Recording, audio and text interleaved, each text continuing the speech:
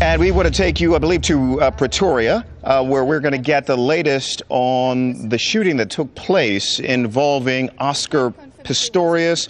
Let's listen in. At the home of the well-known Paralympic athlete Oscar Pistorius. At this stage, we can confirm that a young woman, a 30-year-old woman, did die on the scene of gunshot wounds. A 26-year-old male has been arrested and has been charged with murder. At this stage, he's on his way to a visit to the district surgeon for a medical examination, and he'll be appearing in the Pretoria Magistrates Court at 2 o'clock this afternoon. Okay. We have also taken cognizance of the media reports during the course of the morning of an alleged break-in, or that the young lady was allegedly mistaken to be a burglar.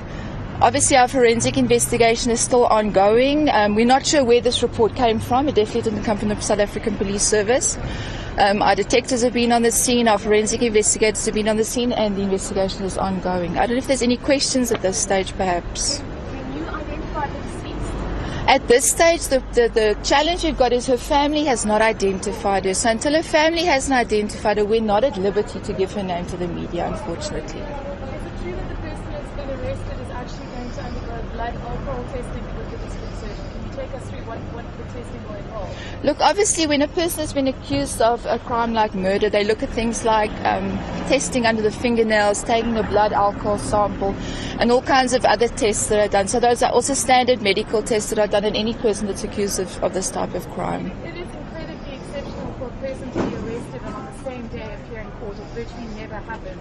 Is this person getting special treatment from the justice system? Not at all, but obviously if a person requests to be brought to court immediately, then it is possible. So no special treatment whatsoever. The person was arrested this morning. He was taken to the police station like any other normal person who's detained and arrested. So he was in fact the person who asked to be brought to court? Yes, he has made a request to be brought to court immediately. Remember, then from the South African Police Service's side, we will be opposing bail that you can place on record. We will be opposing the bail application. This person will be bringing a bail application this afternoon. We will be opposing bail. On what grounds? So those are, unfortunately at this stage, we're not going to disclose the grounds. They will be disclosed in court this afternoon.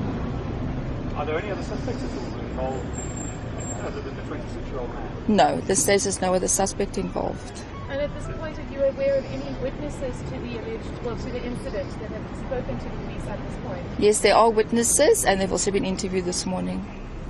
Eyewitnesses who were there or neighbours? We're talking about neighbours and people that heard things that happened earlier in the evening and when the shooting took place, yes. That some of the neighbours may have heard shouting or screaming coming from the residents of Oscar Pistorius in the build-up to the shooting. Can you confirm that at this stage? We've also received the same reports, obviously unconfirmed and part of an ongoing investigation. There's a lot of speculation going on, a lot of stories. Is there any way that we can maybe end these speculations? Just tell us what happened. Look, again, at this stage, remember this is an ongoing investigation. Our forensic staff are still on the premises. There's still detectives on the premises. So it would be very premature and also very irresponsible of me at this stage to say exactly what happened. We're not sure.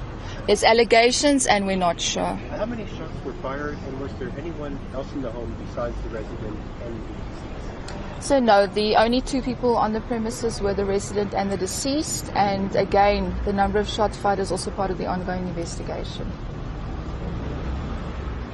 Any more questions? Okay, just hold on. Okay, we can confirm Oscar is at Boschkop Police Station, but obviously can't confirm if he is the person who has been arrested or not. That you're going to have to find out in court this afternoon. And Olivia, obviously there's a lot of international media here and also local media. Can we expect full cooperation with the police and communication full on for the day? Look, obviously I think it's important from our side that we keep you updated on what is going on, and that's obviously why we've been to talk to you twice today already.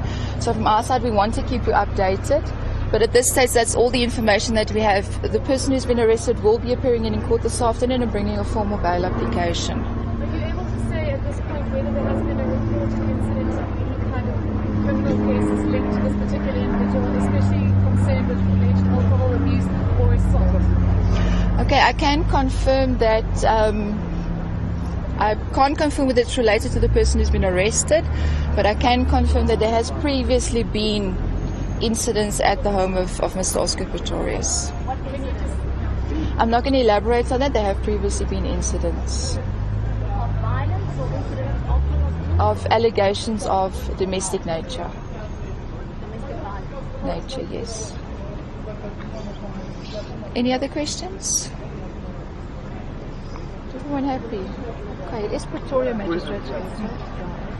Any signs of a burglary? Sorry, Were there any signs of a burglary? And has the accused made any statements to the police? At this stage, the person who's been arrested is cooperating with police, but again, that is the subject of the ongoing investigation. It would be premature to give you any details about that.